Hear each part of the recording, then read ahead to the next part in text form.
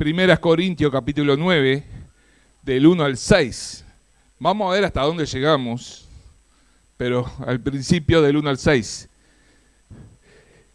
¿De qué se estuvo hablando el domingo pasado? ¿Cuál fue el tema?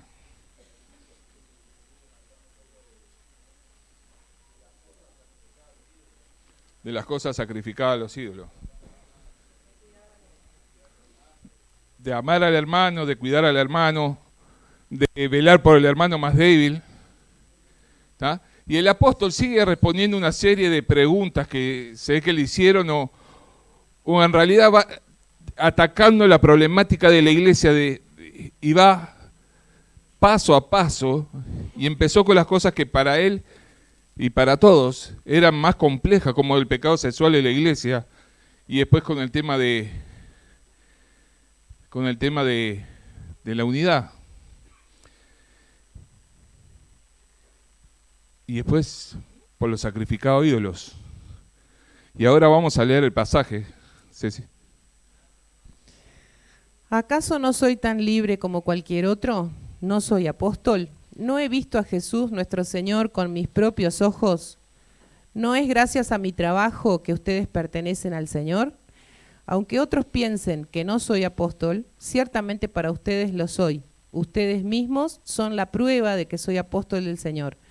Esta es mi respuesta a los que cuestionan mi autoridad. ¿Acaso no tenemos derecho de hospedarnos con ustedes y compartir sus comidas? ¿No tenemos derecho a llevar con nosotros a una esposa creyente como lo hacen los demás apóstoles y los hermanos del Señor y como lo hace Pedro?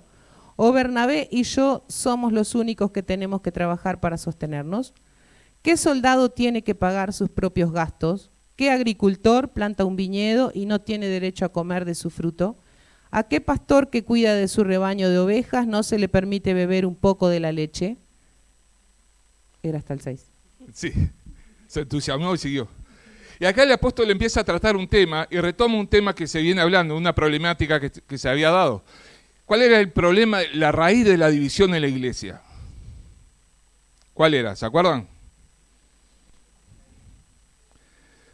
Que había sectores, ¿no? Y que estaban los que decían, yo soy de Apolos, yo soy de Pedro, yo soy de Pablo, y los espirituales, megas espirituales, eran de Cristo. Y el apóstol empieza a tratar eso porque empieza a tener que defender su apostolado, porque había mucha gente que estaba poniendo en duda que él fuera apóstol.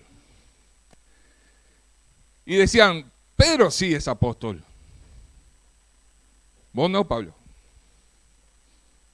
Vos no sos apóstol. Porque Pedro es apóstol porque anduvo con el Señor Jesús. ¿Y cómo empieza el pasaje ahí? ¿Cuáles son las cosas que el apóstol empieza a decirle?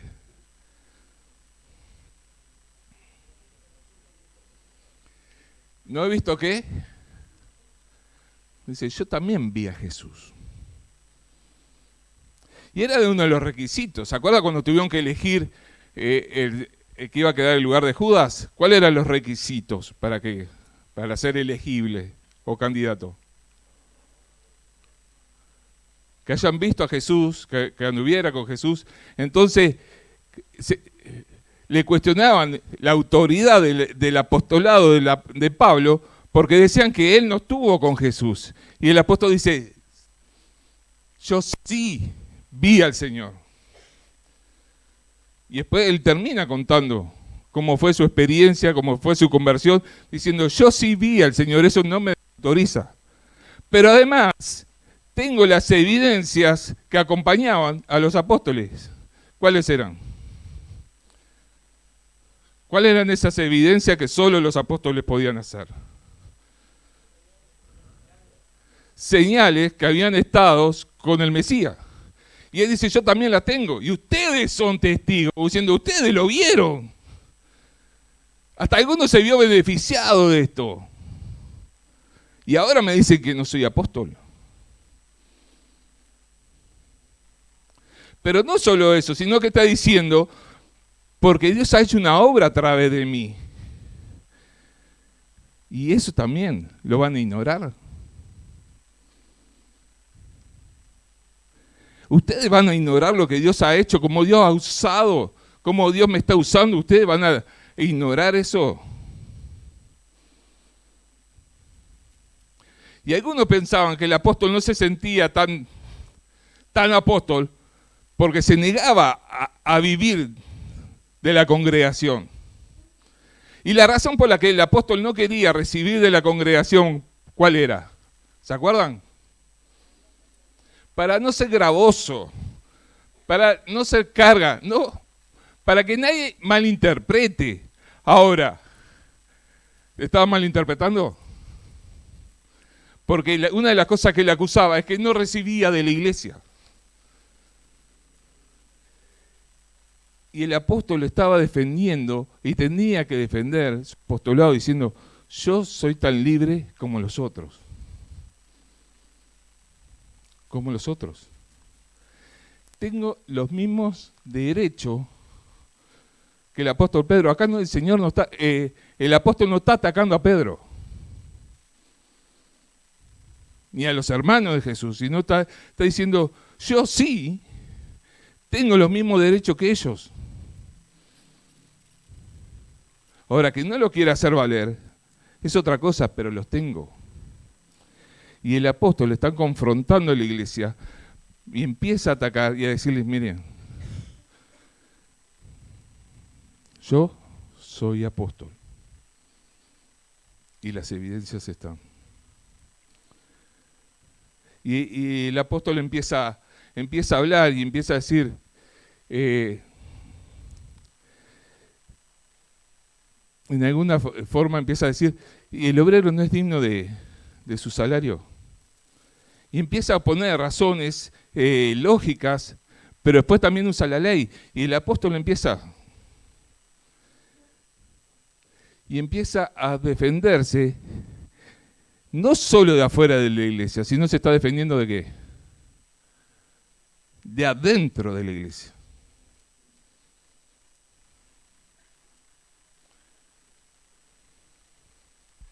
Y qué triste es cuando el liderazgo tiene que empezar a defenderse, no porque haya hecho las cosas mal, sino porque hay resistencia dentro de la iglesia por causa del pecado que hay en la congregación.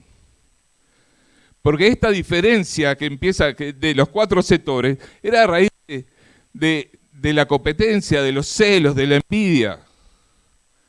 Ahora, cuando el liderazgo tiene que empezar a defenderse de los ataques de adentro de la congregación, eso daña tremendamente la iglesia. Y no solo eso, sino que es una herramienta ¿de quién? Del diablo. ¿Qué está haciendo? Saboteando la iglesia de adentro. No te digo que el liderazgo sea confrontado por cosas que hace mal, y eso está bien. Y la Biblia pone formas de hacerlo. ¿Sí? Si alguien tiene que confrontar a un pastor o a un anciano, ¿cómo lo tiene que hacer? ¿Cómo dice la Biblia? ¿Le manda un WhatsApp?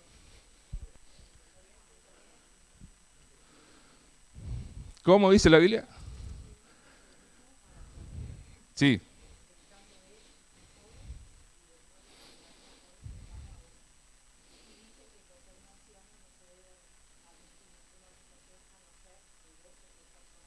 Bien. Bien. Con 2 o 3 personas venís y confrontás al hermano en amor, buscando la ¿qué? La edificación del cuerpo de Cristo.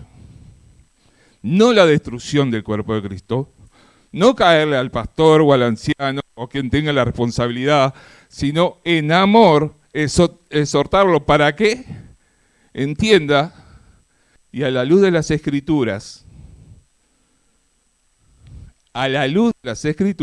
entienda su error.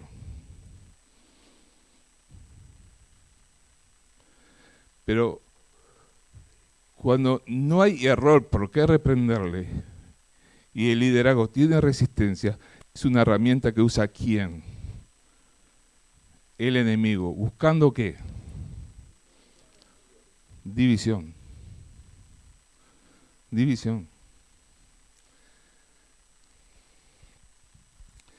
Y estas son las cosas que nosotros tenemos que entender y cuidar. Y dice la palabra, no admitan que acusación contra ese líder, ¿Sin qué? Lo repito, así queda en la grabación. ¿Sin qué? Sin 2 o 3 testigos. Ahora, ahí te das cuenta la seriedad que la palabra le está poniendo a esto, y que muy bien lo dijo Mónica, que tenemos que ser sabios en esto. Sabios, porque cosa que yo digo contra el liderazgo, o con cualquier otro hermano, ¿tá? Son cosas que daña al hermano, pero que daña también la iglesia. La iglesia. Ustedes no se dan cuenta, o capaz que muchas veces no nos percibimos, el poder que tiene la palabra. Y el daño que hace cuando hay mala intencionalidad. Porque acá había mala intencionalidad. ¿Contra quién? Contra el apóstol. Y decían, vos no sos tan buen apóstol como Pedro. Sin embargo, ¿quién era el que había trabajado con ellos? ¿Quién había pasado necesidad y cantidad de complicaciones? ¿Quién había estado presente en cada momento de la iglesia? Pablo. Sin embargo, algunos le decían, no, pero aquel es mejor apóstol que vos. Ahora, qué injusto puede ser uno cuando su corazón no está en sintonía con Dios. ¿Cuánto se puede dañar el liderazgo? Porque muchos piensan que los líderes somos de acero, que aguantamos lo que venga, ¿no? Que se le puede decir cualquier cosa que total eso no daña, no desanima, no desautoriza. Pero somos responsables de cada palabra que decimos.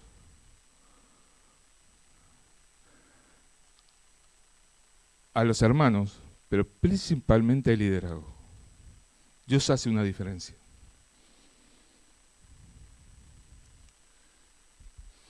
Dios hace una diferencia. Somos todos iguales, somos personas de carne y hueso, somos personas que amamos a Dios, pero ¿quién tiene la responsabilidad de la iglesia de liderazgo?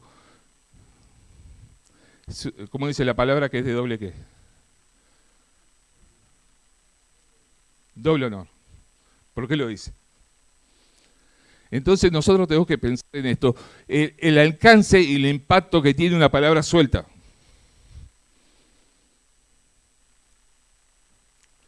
Y a veces desautorizamos al hermano o al líder en el nombre del humor.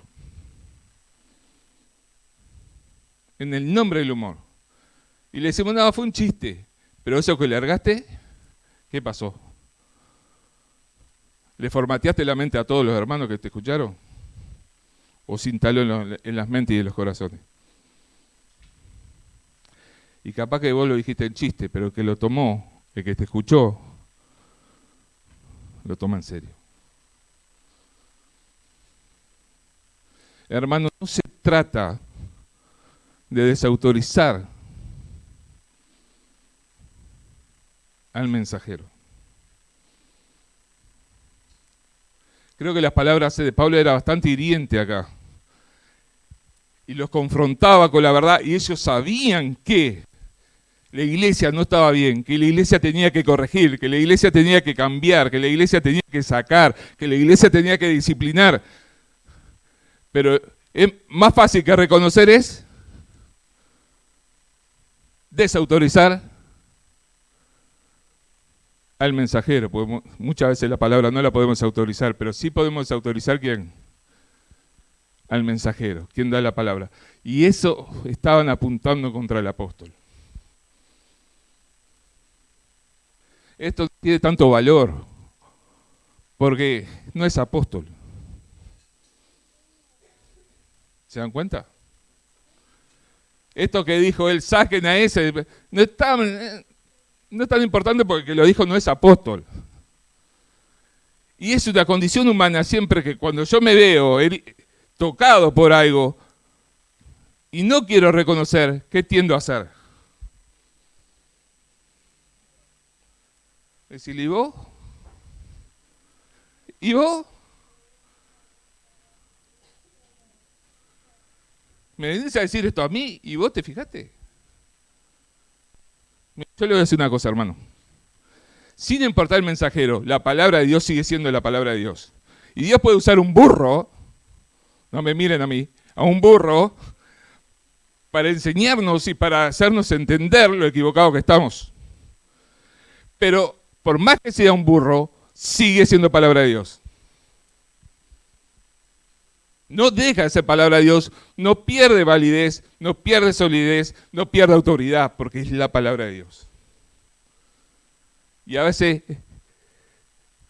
rara vez te puede pasar, pero te puede pasar que hasta un inconverso te dé un concepto bíblico y vos te des cuenta que eso está en la Biblia y Dios te exhorta a través de eso. Y que perdió valor porque es inconverso. ¿Dejó de ser palabra de Dios porque me lo dijo un inconverso? No, la palabra de Dios es válida en sí misma. Es palabra de Dios y tiene autoridad porque Dios le da la autoridad. Y tengo una mala noticia. Por más que yo desautorice el mensajero, la palabra de Dios sigue siendo palabra de Dios. Me sigue confrontando, me sigue demandando un cambio.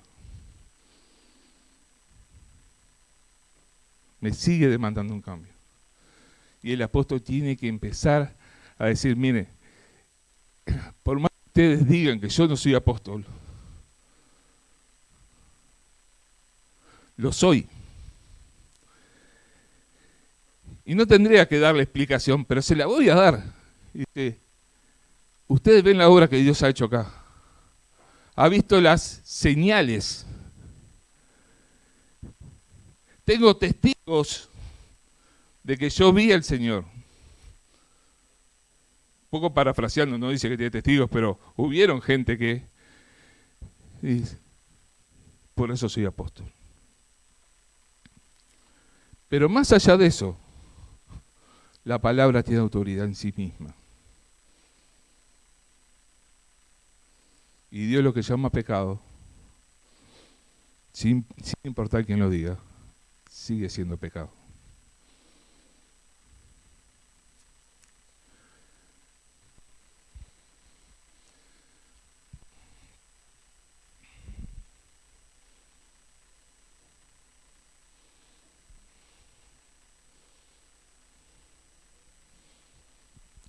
¿Cómo dice el versículo 2?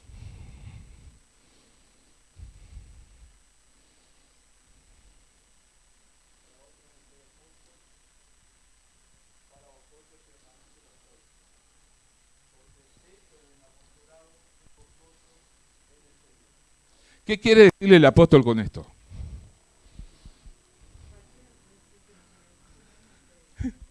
Claro, no es que se está sacando carnet diciendo, se está haciendo canchero. No, le está diciendo la prueba más grande de mi apostolado es lo que Dios ha hecho con ustedes.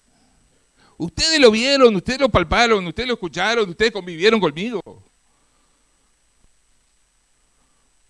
No pueden decir que no lo soy.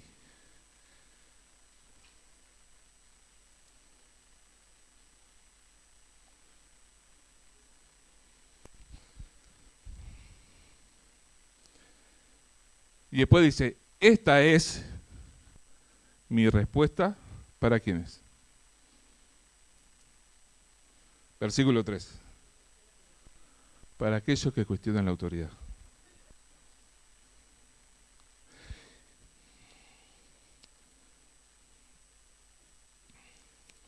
Después, y el apóstol empieza a decirle, yo no tengo el mismo derecho que los demás. Para el apóstol era complicado, ¿no? Porque venía cualquier predicador itinerante, que era muy común en la zona, y la iglesia estaba dispuesta a ¿qué? Pagar para escuchar a alguien que no sabía quién era. Y venía, muchas veces eran falsos maestros que venían diciendo que venían de parte de quién. Acá no podía decir que venían de parte del Pablo, pero de parte de quién. Ellos decían que venían de parte de los apóstoles. Y la iglesia estaban dispuestos a pagarle a esas personas para que enseñaran. Sin embargo, a Pablo que le decía, no, Pablo, vos no te des derecho. ¿Se dan cuenta? Lo destructivos que eran. Sin embargo, en amor el apóstol los exhortaba diciendo, miren, ustedes podrán poner en duda, pero yo sé quién soy. Yo sé quién soy, sé para qué estoy y sé qué tengo que decirles. Y el apóstol se mantuvo firme, diciendo, miren, nosotros tenemos el mismo derecho. Sé que cuando venía Pedro tenía todos los gastos cubiertos, ¿no? ¿Cómo dice el apóstol ahí?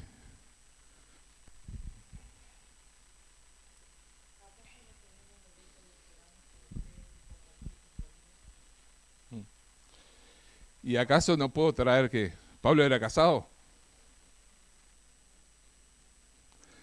No sabemos, en ese momento no. No sabemos si estuvo casado. Muchos dicen que sí, que pudo haber estado casado. Pero el apóstol dice, bueno, si yo tuviera una esposa, dice, ¿tendría el mismo derecho que Pedro? Y Pedro traía a la esposa y hasta la suegra. Pero él decía, tengo el mismo derecho que ellos. Tenemos con Bernabé el mismo derecho que ellos. Y que los hermanos de Jesús, dice, y el apóstol está diciendo, mira, acá no se trata de hacer escalafones. Se trata de amar y reconocer. Hermanos, cada vez que hablamos mal de un liderazgo, dañamos la obra de Dios, generamos división. Pero Dios a mí me está pidiendo algo distinto. Dios me pide que yo reconozca y que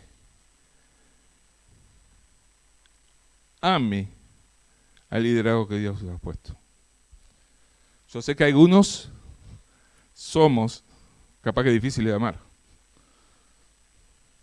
pero la Biblia me manda que yo lo ame y que lo reconozca lo que Dios ha hecho, porque el apóstol acá no se está imponiendo el mismo. Dice, en base a las evidencias de mi apostolado, yo le estoy pidiendo ¿qué? Que me reconozcan como apóstol. Que me reconozcan como apóstol.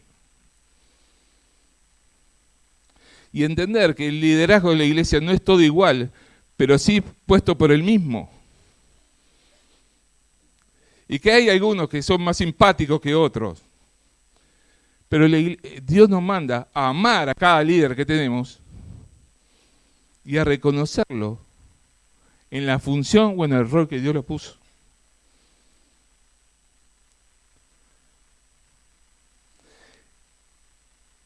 Y el apóstol le enseñaba esto diciendo, miren, tenemos el mismo derecho.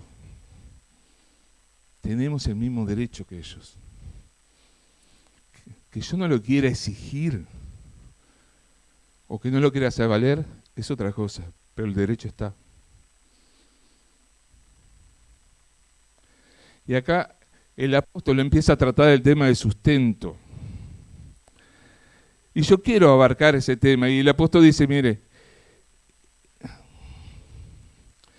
y empieza a usar puntos que son lógicos.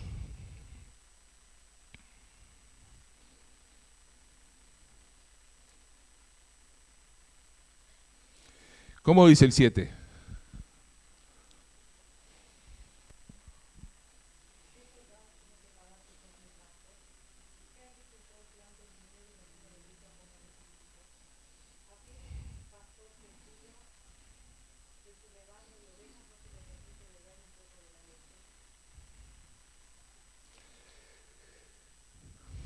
¿De qué está hablando el hermano acá, el apóstol?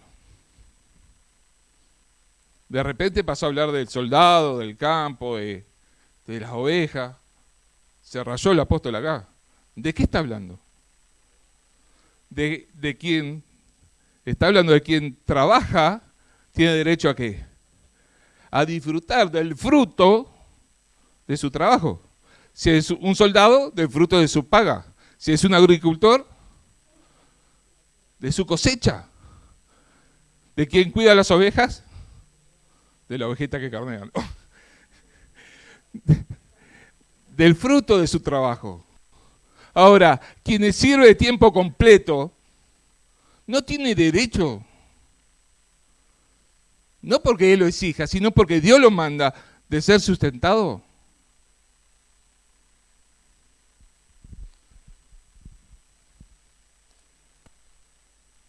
Y el apóstol le pone este ejemplo, pero después si no alcanza, si dice, bueno, prefieren algo más espiritual, la ley. ¿Qué dice la ley? Bien. ¿Y que siga hablando de animalitos?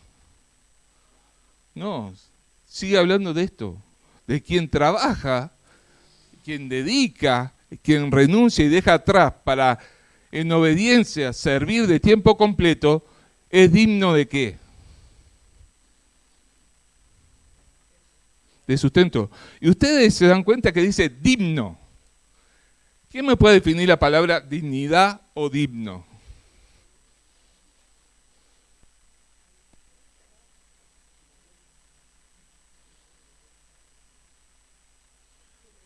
¿Nadie encontró un diccionario? ¿Qué dijeron ahí? Merecedor. Pero no de limosna. Porque no está hablando está hablando de pago. ¿Está? Yo, hermanos, quiero hablarle con el corazón, con la mano en el corazón, mejor dicho. Si fuera el corazón en la mano, sería caótico. ¿Está? Pero hablarle de corazón a corazón. ¿Cómo estamos cuidando de nuestros misioneros? Y yo lo dije la otra vez, nosotros entramos en pánico porque nuestros hijos tienen necesidad, pero los hijos de los misioneros sí pueden pasar necesidad. Y yo sé que acá es un momento incómodo para los misioneros, pero es una verdad. Es una verdad. Nosotros podemos lograr mejoras en nuestras casas, cambiar nuestro vehículo, pero los misioneros no.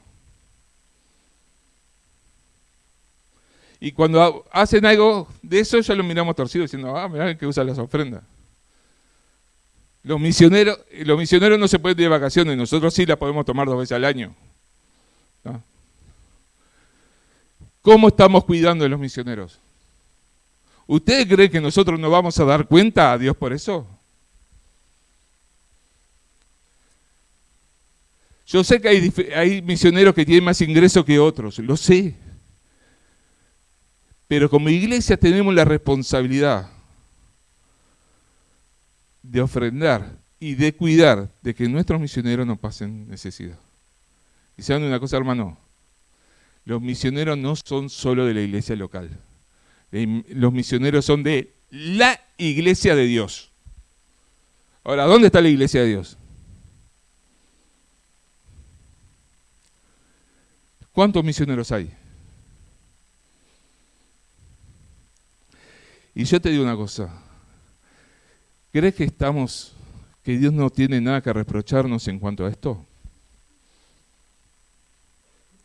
¿Ustedes piensan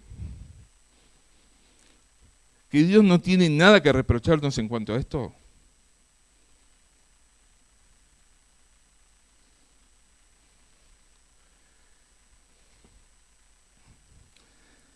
Y le aseguro que ningún misionero me mandó a decir esto. Pero somos responsables delante de Dios. Y cuando vos te administrás,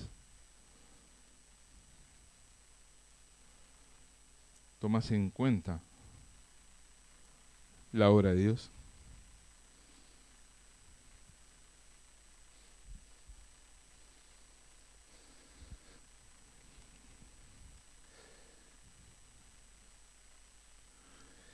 Y esto es un tema personal. ¿Qué negación hay para dar la obra de Dios? Hay una palabra que a mí siempre se me grabaron y me marcaron. Es la palabra de David, que dice, yo no daré nada al Señor que no. Y yo te pregunto, ¿la ofrenda te cuesta? ¿Te cuesta la ofrenda? ¿La ofrenda a ti te implica renuncia? ¿La ofrenda implica privarte de para dar?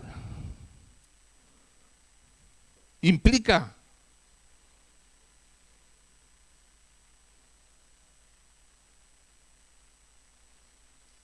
Porque sí, muchas veces es fácil. Mi hermano, lo digo con temor delante de Dios esto. Poniendo a Dios testigo de lo que digo. Muchas veces poner números es fácil, nos ayuda. Pero a veces los números no nos requieren sacrificio. Y no digo que esté mal. La pregunta es, ¿la ofrenda a mí me es un sacrificio vivo? Y el apóstol dice, miren, yo no he querido demandar esto a la iglesia para no ser gravosos. Sin embargo, el apóstol también estuvo dispuesto a acompañar para llevar una ofrenda a Jerusalén cuando estaba la cosa complicada. Pero el tema es de por qué muchas veces hacemos diferencias. Y me puede decir, ¿cómo hacemos diferencia? Muchas veces hacemos diferencia. Si es de nuestra línea, a veces lo cuidamos. Ahora, si es otro misionero que... Y yo le pregunto, ¿la obra de Dios no es una? ¿La iglesia no es una? ¿Los llamados por el Señor no son esos misioneros? No importa cuáles.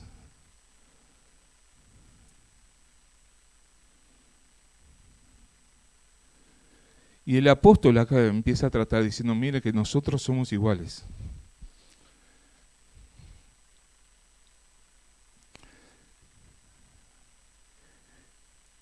Y yo quiero decirles que no hay categoría de misionero.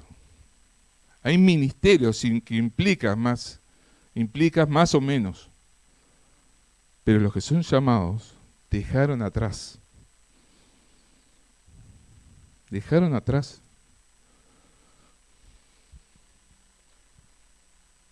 Y dejaron atrás, no por capricho personal,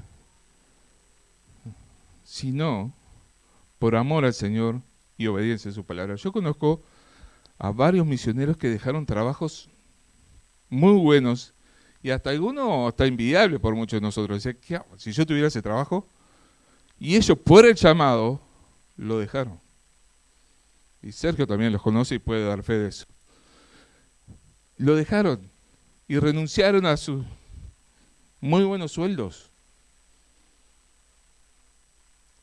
Pero lo hicieron por amor de su nombre. Y yo sé que uno puede decir, pero el Señor es el que provee. Sí, el Señor no deja que ninguno de sus hijos pase necesidad. Pero qué mejor que Dios use a su pueblo. Qué mejor que Dios me use a mí, como hijo obediente, a dar. Yo le pregunto, cuando hay un hermano pasando necesidad, ¿no estamos avergonzando el nombre de Cristo? Cuando hay un hermano misionero pasando necesidad, ¿no estamos avergonzando frente a los inconversos el nombre de Cristo?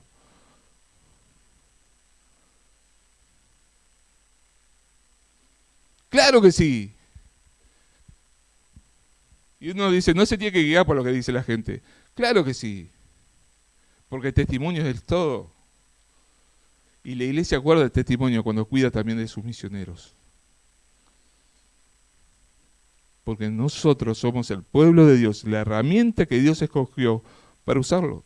Y hay muchos versículos en la palabra de Dios que lo dice así.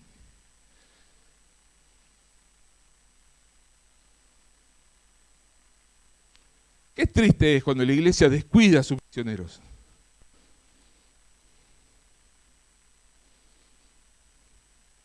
Y lo hablo desde la finanza de la iglesia, y lo estoy hablando también del bolsillo de cada uno de nosotros. Yo no lo conozco.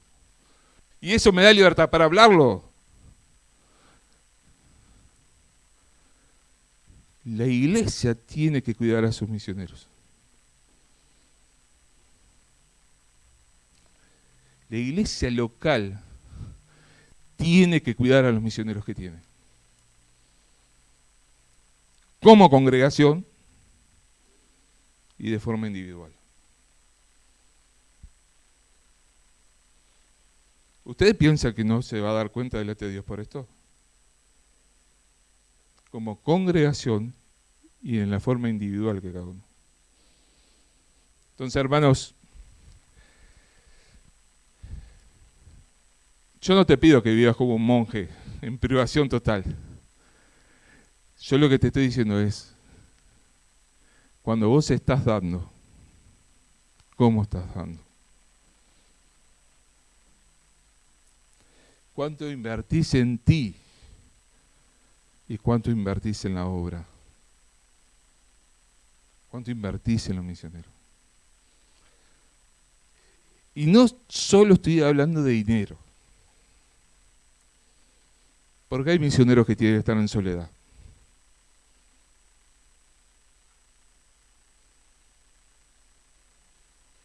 Porque hay misioneros que tienen que estar olvidados. La iglesia no es responsable. Porque muchas veces asociamos con dinero, pero a veces requiere de estar pendiente del hermano. A veces un mensaje simplemente cambia todo. ¿Cuántos de nosotros le escribimos a los misioneros?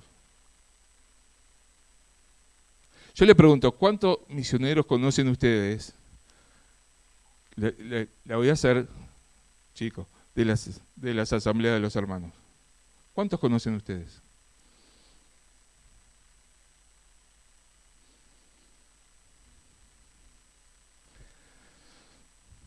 ¿Ya encontraron la respuesta? No voy a hacer levantar la mano. ¿Cuántos llegaron a 5? No, no entendemos español puro. Pero ¿te das cuenta? ¿Te das cuenta? Que no solo se trata de lo económico.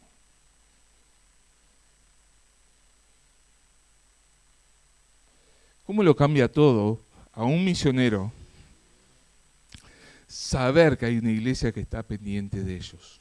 No solo en lo económico, sino una iglesia que dobla sus rodillas y ora por él. Una iglesia que le escribe preguntándole ¿cómo estás? ¿En qué te puedo ayudar? Una iglesia que lo visita y dice estamos acá. ¿Sabes qué? Este fin de semana, tómatelo libre. Nos encargamos nosotros.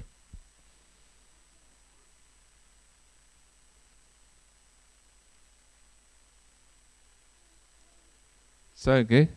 A veces es más fácil dar que hacer.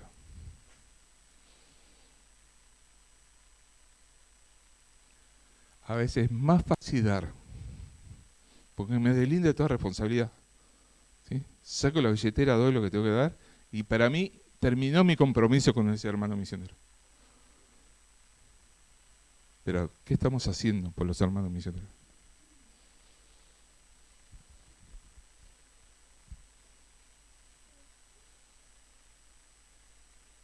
¿Qué estamos haciendo?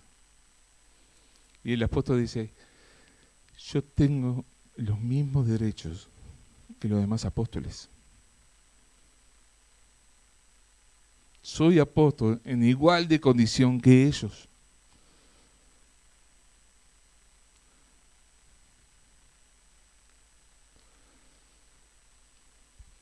Creo que como iglesia estamos en deuda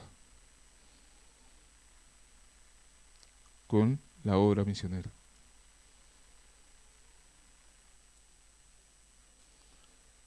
Con la obra misionera.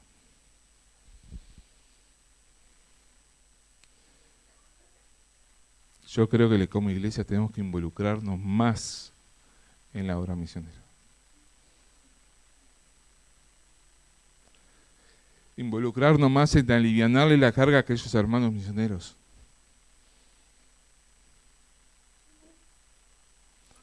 A veces llamar o escribir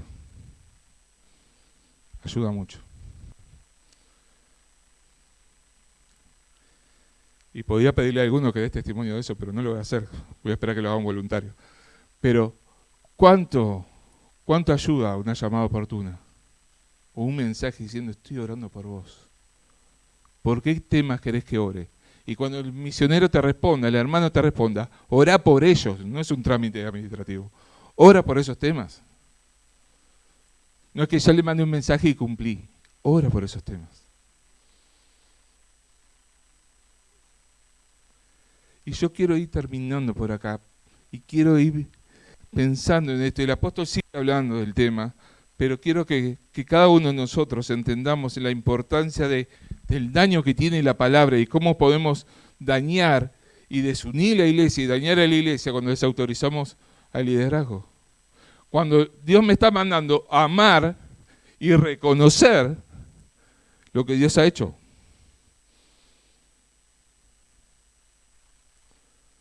Pero también de entender cuál es nuestra posición frente a la obra misionera.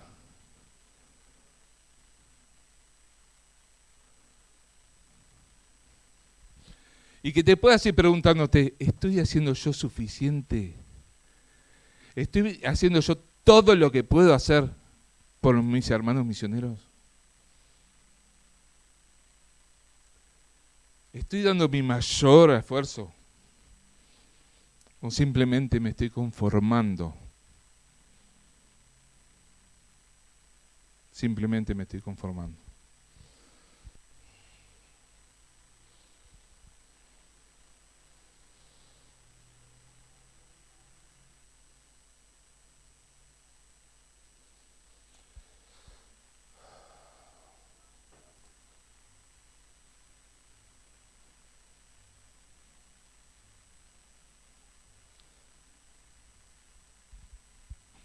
Y el apóstol sigue hablando de lo mismo después, de la importancia de aquellos que trabajan,